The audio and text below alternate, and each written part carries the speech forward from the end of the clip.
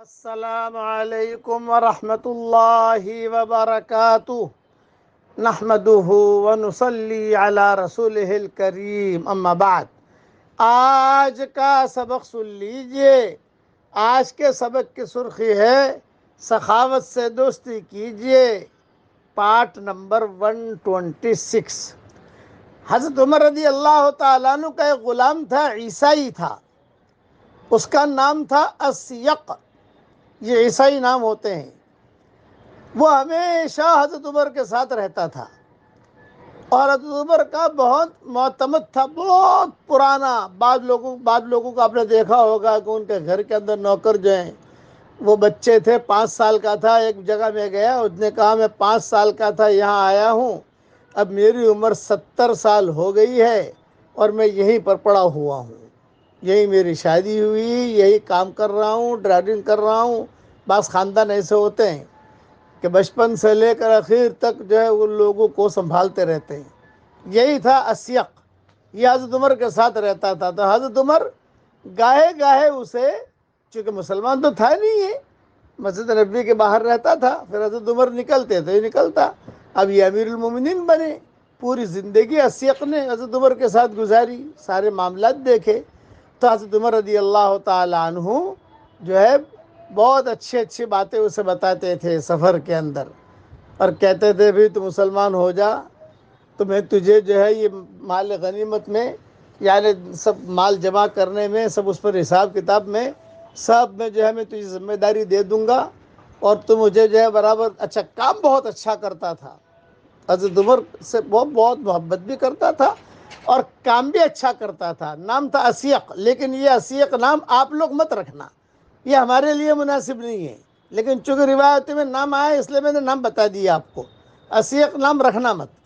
خیر، وہ کہتا ہے کہ میں نے حضرت عمر کے اتنے میٹھے بول سنے، اتنے سنے، لیکن میں اپنے دھرم پر اتنا مضبوط تھا کہ میں بالکل ہٹنے کے لیے تیار نہیں، کہ میرے بڑے منع کرتے تھے بھئی ان کا مذہب قبول مت کرنا، ان کا مذہب قبول مت کرنا، اور مجھے جانے کی ہمت بھی نہیں ہوتی تھی، باہر جا کر کیا کام کروں، میں پڑا رہتا تھا مدینہ منورہ میں اسلام کا ماحول۔ یہاں تک اس نے کہا کہ حضرت عمر شہید ہو گئے لیکن مسلمان نہیں ہوا تھا وہ۔ حضرت عمر شہید، کتنا بڑا دور گزرا حضرت عمر کا، لیکن جو ہے وہ مسلمان نہیں ہوا تھا۔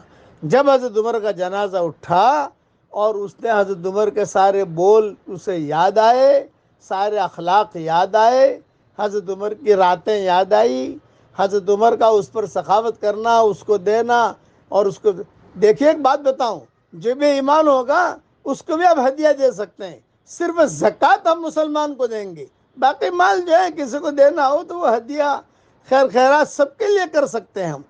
تو حضرت عمر اس پر خیر خیرات بہت کرتے تھے، بہت دیتے تھے اس کو، لے بھی یہ بھی لے جا، گھر والوں کے لیے کھجور بھی لے جا، یہ بھی لے جا۔ تو اس نے کہا کہ پوری زندگی میں عیسائی رہا، اور مدینہ والے کہتے تھے کہ حضرت عمر کا رائٹ ہینڈ وہ اب تک عیسائی ہے، سمجھاتے تھے، خود حضرت عمر بھی سمجھاتے تھے تنہائی کے اندر، بھائی مسلمان ہو جا۔ میں کہتا تھا نہیں حضرت بات مت کرو، آپ کا کام سارا کروں گا میں۔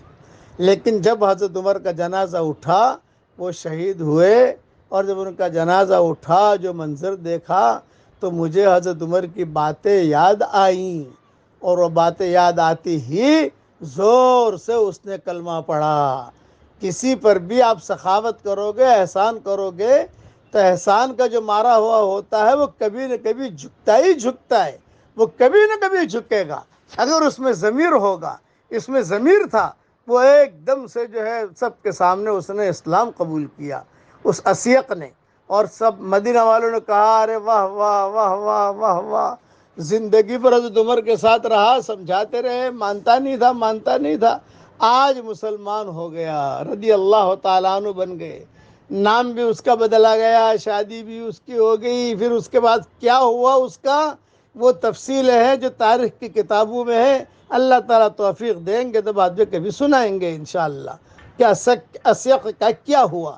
خلاصہ کلام یہ کہ میٹھے بول کام آ گئے، حضرت عمر کا اکرام کام آ گیا، اتنا بڑا آدمی، ساتھ رہنے والا، پرائیویٹ سیکریٹری، سب کچھ جانتا تھا، لیکن تھا امانت دار، اسی لیے کہ کوئی راز بھی حضرت عمر کا کسی کو کہتا نہیں تھا وہ، وہ اپنے اندر ہی رکھتا تھا. ہاں لیکن جب حضرت عمر کا جنازہ اٹھا، وہ جنازہ دیکھ کر تو کہنے لگا واہ بھائی واہ، واہ بھائی واہ، واہ بھائی واہ.